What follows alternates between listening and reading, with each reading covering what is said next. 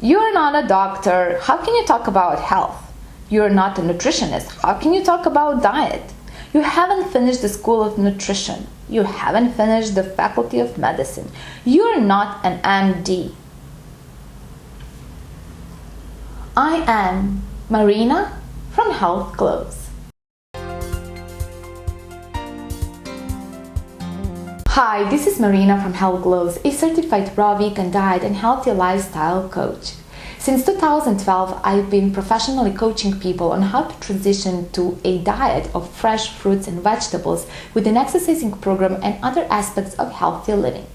Over the years, I have received many messages by people thanking me for helping them regain their health. However, on the other hand, I also received messages of criticism like, you're not a doctor, how can you talk about health? You're not a nutritionist, how can you talk about nutrition? And so on. In this video, I would like to share with you my diploma, explain to you why my diploma is not government approved, and debunk the myth that medical teachings offer education about health and diet, let alone an optimal diet.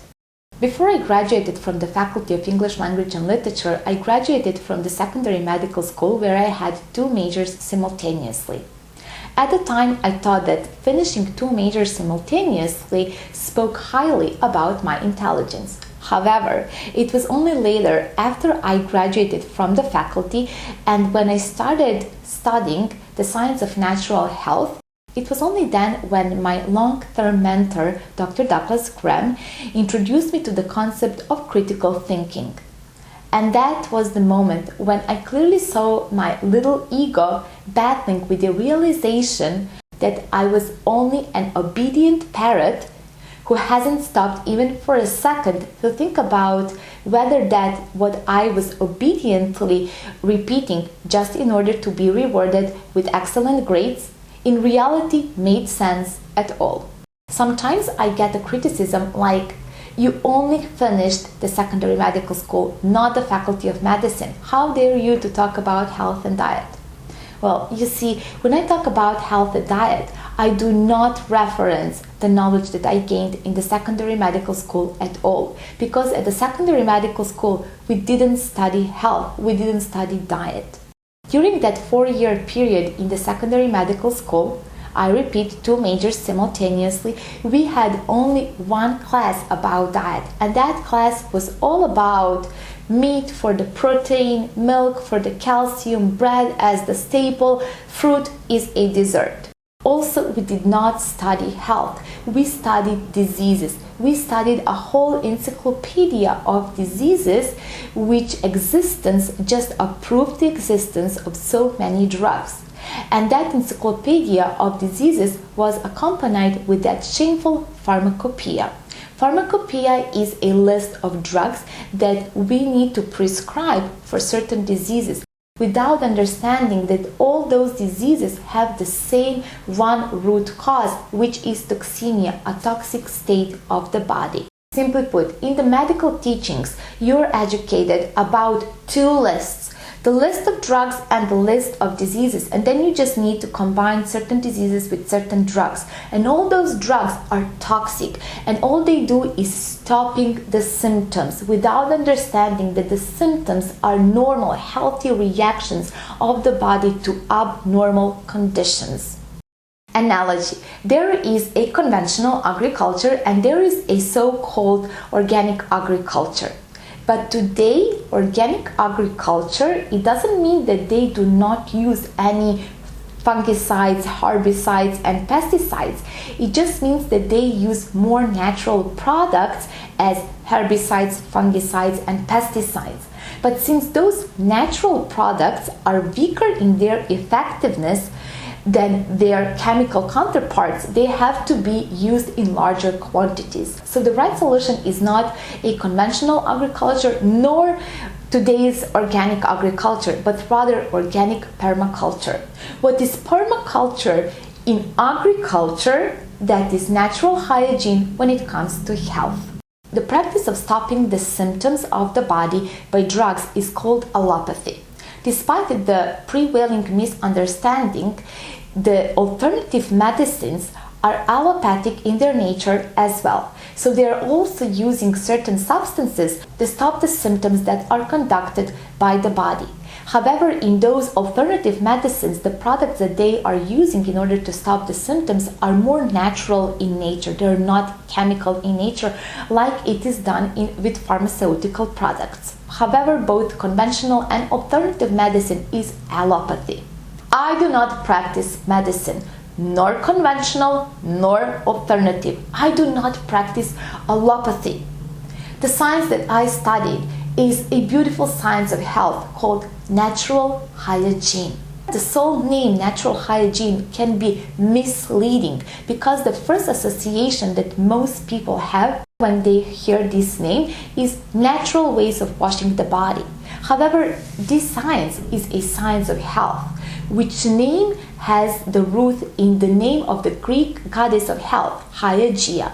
Personally, I believe that the name that would better portray what this science is all about is natural health. Natural hygiene is a science that studies the laws of nature and is based on logical and common sense principles. For a philosophy to be a science, it has to be based on logical principles, and the opposite is true as well. If a philosophy is based on illogical principles, it is not, nor it can be, a science. A question for you: are the following two statements logical? The statement number 1: what poisons a healthy person will help a sick person heal. I repeat, what poisons a healthy person will help a sick person heal. The statement number 2: diseases are entities that attack people, and we defend people by giving them toxic drugs that we call cures. I truly hope that it is obvious that these statements are illogical. Ironically, these statements are the very principles that the medicine is based on. Thus, medicine is not, nor can be, a science. However, I would like to make a huge disclosure here and say, as I always do, that medicine is extremely successful and important when it comes to emergency care and surgeries in certain cases. Also, the medical knowledge of anatomy and physiology is inviolable and so important and so useful. So that is that original medicine that is a blessing to this humanity. However, I'm afraid that the modern medicine has become nothing more than just a salesperson of pharmaceutical companies. There is this beautiful science of health which is called natural hygiene, and it is based on logical principles, which are: the principle number 1: health is a default state which is a birth-given right and which is maintained throughout the life if the laws of nature are respected. The principle number 2: every cell of the body is innately programmed to always strive to establish health. The principle number 3: the body always responds accurately and precisely to the given conditions. The principle number 4: the substances, forces, influences, and conditions that are needed to maintain health are the same ones that are needed to regain health. In addition, I would proudly give myself a permission to add my definition of disease, which, if you have been following me for a while, you already know. Disease is a normal reaction of the body to abnormal conditions. So these are the foundations that are logical and thus make natural hygiene a science. And this is the very science that I studied and I continue to study because a long time ago I realized that the more I learn, the more I realize how much there is still for me to learn. And a long time ago I categorized myself as a forever student. Yes, I do have a diploma from the Academy of Natural Hygiene, and that diploma is not government approved. On the other hand, I have 2 diplomas from the school that is based on illogical principles, and those diplomas are government approved.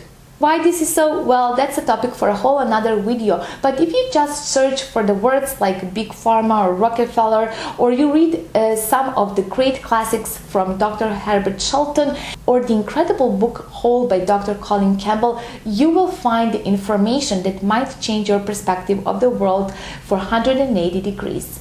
So I am proudly presenting to you my diploma of the Academy of Natural Hygiene. I would also like to point out that a diploma is just a piece of paper with a stamp, which is a proof that somebody went through a school and passed all the exams of that school.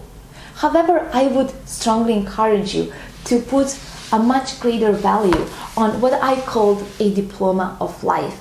And diploma of life is that what is proved day in, day out. By that what somebody lives day in, day out.